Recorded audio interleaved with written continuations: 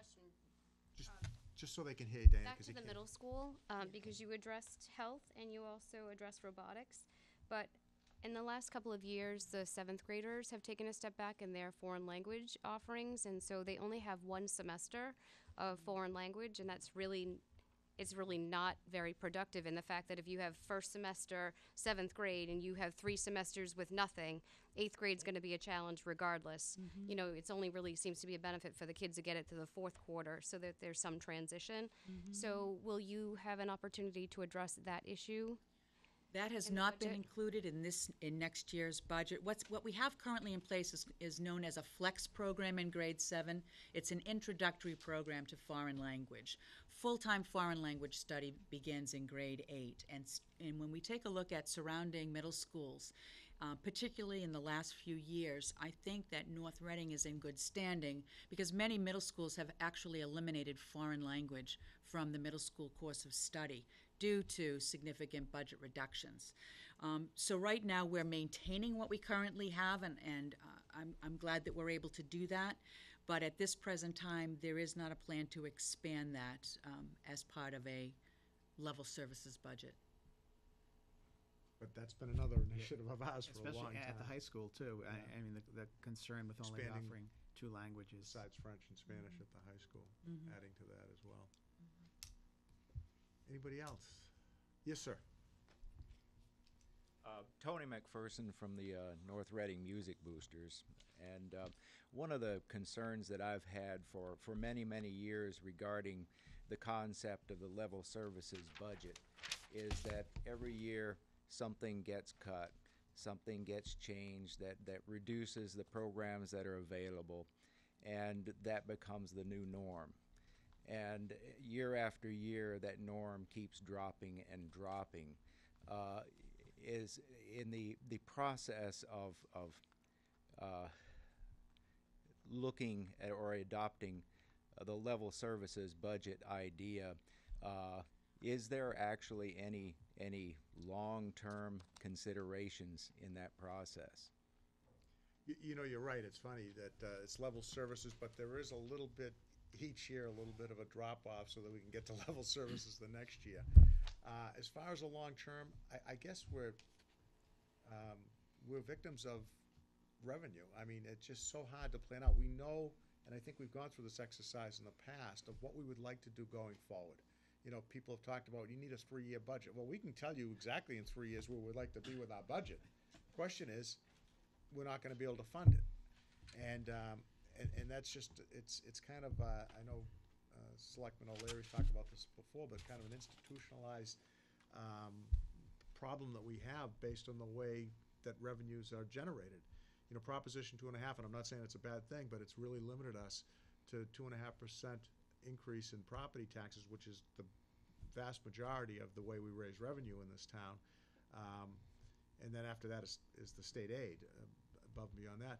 But there's just not a lot of flexibility there. Our budget every year, you know, comes in at, you know, if it's a 3 or 4% increase, it's above basically the 2.5% from the start. So it's been a little unrealistic to try to project out 2 years, 3 years, 5 years, what we can actually do. And we could certainly put together a budget, and we know what it would cost because we could go forward and look at our collective bargaining agreements and come up with a number. But to fund that number, we don't know. Here it is, July 1st is the new fiscal year, and here we are in April, and we're still trying to pull together the revenues for the next fiscal year. Sure, So- if I could add something, I think, you know, I think that for the past however many years I've been on the school board, 8 years, I've seen a really thorough process go into developing the budget. I do think a couple of years ago, I'm going to be blunt, I think some mistakes were made, and I think especially the music and performing arts took a big hit when we cut out the band at the middle school. And you see that over the last few years where our high school band, which does a great job, dwindled to like 20, 25 students. And I will say that the current superintendent, I think, is paying really close attention to the long-term impact of any decisions we make. I'm not saying we didn't pay attention before, but I don't think we paid as much attention, and I don't think we realized even what seemed like small cuts in the music program what the result of that was. And it resulted in almost a 2 or 3 year elimination of kids being in the band because they said, well, I'm not going to take this in middle school. How am I going to be in the band in high school? I can't start from scratch and be in the high school band. And I think superintendent can speak for herself, but I think that she is doing as good a job as possible looking at long-term impact of programs. I was just going to say something similar. I wasn't here in 2007, but that's when the significant cuts did take place. And that was a real budget Yes. And it was crisis year. so a lot of the budget vision that I have presented to the committee is a restoration. I would like to say these are new ideas, but some of them are simply to restore what is still missing from 2007, the middle school study halls, and also building back the arts. But I invite you to come tomorrow night to the high school auditorium. I think it's actually in the gymnasium because there are so many students. Tomorrow night is all-town band, and you will see how robust the elementary band has become in rebuilding the instrumental music program. In fact, it had to be moved from the auditorium because there were too many students to fit on the stage from all 3 elementary schools. So please, come to the gymnasium tomorrow night to see just how well that program is coming back. We are all very aware of what it takes to rebuild a program. You can't make up for lost time, but we have to maintain what we currently have and keep moving forward. So I just wanted to say that a lot of what's in this budget vision is still restoration.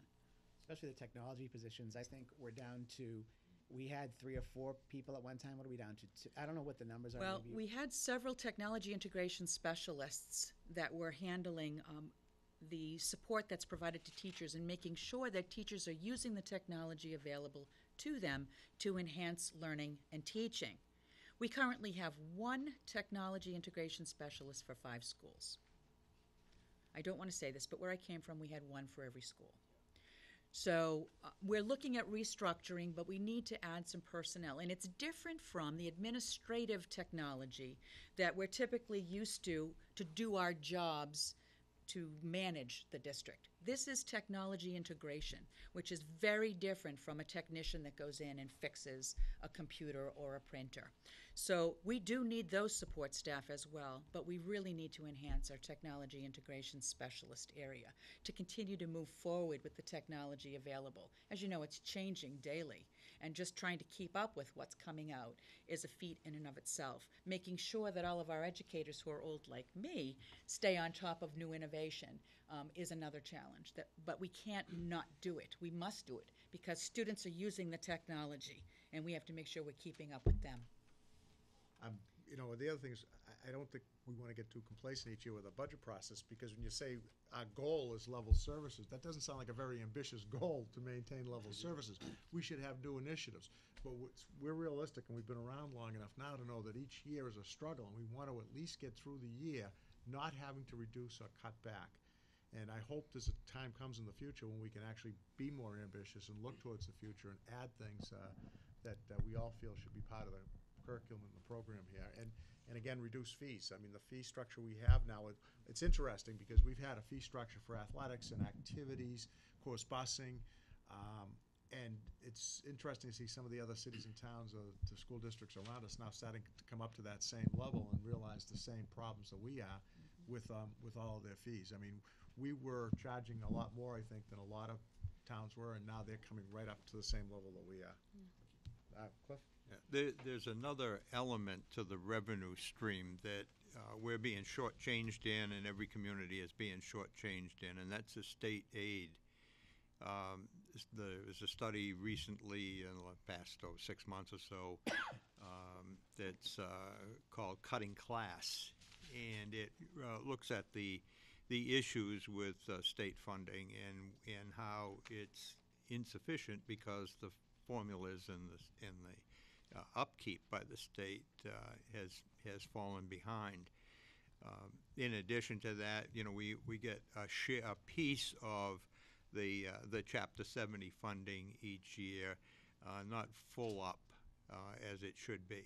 So that's another element of it. And if we had those funds, they might make a significant difference. It might make up that $500,000 or more, perhaps much more. And that's an area where we keep hammering away. In connection with other organizations that we belong to, keep hammering away at the legislature and the governor's office to try to move that off of a dime and to send some more money our way. The other trick, of course, is that the state doesn't have any money to hand out. So the adequacy study that we've continued to campaign for over the last 2 or 3 years, others as well trying to campaign for it, just never gets done because they don't want to go ahead with that yet, because that would mean maybe that they would have to admit that they are not doing what they should do. So there's some things out there at the state that need to be fixed, because that's the other half of the 2.5 contract that the state's supposed to make up the difference, so that the property tax is not the only source for funding of municipals. And we are reliant, just like every other community in Massachusetts, on a subsidy from the state every year. Without that subsidy, we're out of business, basically, so. Can I ask the selectman a question, actually? One thing that concerns me, and I don't know if this will have any impact on available funds, seeing the lack of water, lack of rain we've had, and, you know, towns are already putting in water restrictions. If we have to buy more water from Andover this year, will that have an impact on available funds, or will that simply increase bills to the residents? The water is an enterprise fund, so it's outside of the budget Okay. completely. If, in fact, we were in a situation where we didn't sell enough water to cover our costs, we would be forced again to raise the water rates. Okay. I don't see that happening. Okay. And the last round of water rates was designed to do a couple of things. One was to assure there was some retained earnings for a drought type of year, and two, to pay back money that was taken out of the MTBE and Stickney Wells funds, which was set up for capital expenditures. Okay. Thank you, Bob. Yes, Laurie? Another question, excuse me. I'm just curious if we've seen any additional revenue generated for the town with the new track facility in terms of rentals, or I remember that was talked about that we were attracting, you know, some outside whatever, but I'm just curious in terms of this budget year, have we seen any appreciable increase? I'll let Kyle talk to that, but that, I think pretty much the revenues go to the recreation department, and the recreation just curious. department I just- uses that as monies to But run their. have you seen a bump? I Well, hope. I really have to defer that question to Parks and Rec, Parks and because Rec. I they- actually do have somewhat. I know, for example, that they are bringing in significant money from a soccer club, the Benfica Soccer Club, which if you go by there, they're on that field almost every weekend. They're playing games there. I do know we had the Division IV Eastern Mass track meet here last year. Right. We'll have it back again. And I know that we've applied. I know the athletic director has applied to try to get some playoff football games here. I think this year we were really close to getting some games and did not get them. But it's my understanding that he's applying to get playoff games in every sport. The problem with that is the MIAA takes a lot of the money that comes into those games, so I don't think there's a huge payoff there. But I do know that the Benfica Soccer Club is bringing several $1,000s in to the town. It's clearly an increase of revenue, but the recreation department now is also an enterprise. Right, Right. And they have expanded a lot of their programs. right. But they have to operate within the enterprise. Right. Now, that being said, the town is still covering a full-time recreation director at Town Hall, and I think it's part-time, help me with this, Sean. There's two people on the payroll, but one is part-time. Maureen Stevens and Marty Tilton are both Right. full-time Oh, then employees. it's full-time. Right. Yeah, and they do a terrific Yes. job, by the way, for the town. I guess my follow-up is as a revenue source. Yeah. Just as a revenue source. Again, I think Bob said it best. It goes into that, we call it a revolving account, an enterprise account, and it's basically funds that the recreation department has to work with and it have additional programs, and I think they've also made improvements down there to the facility as well. There's an ongoing, they have an ongoing goals to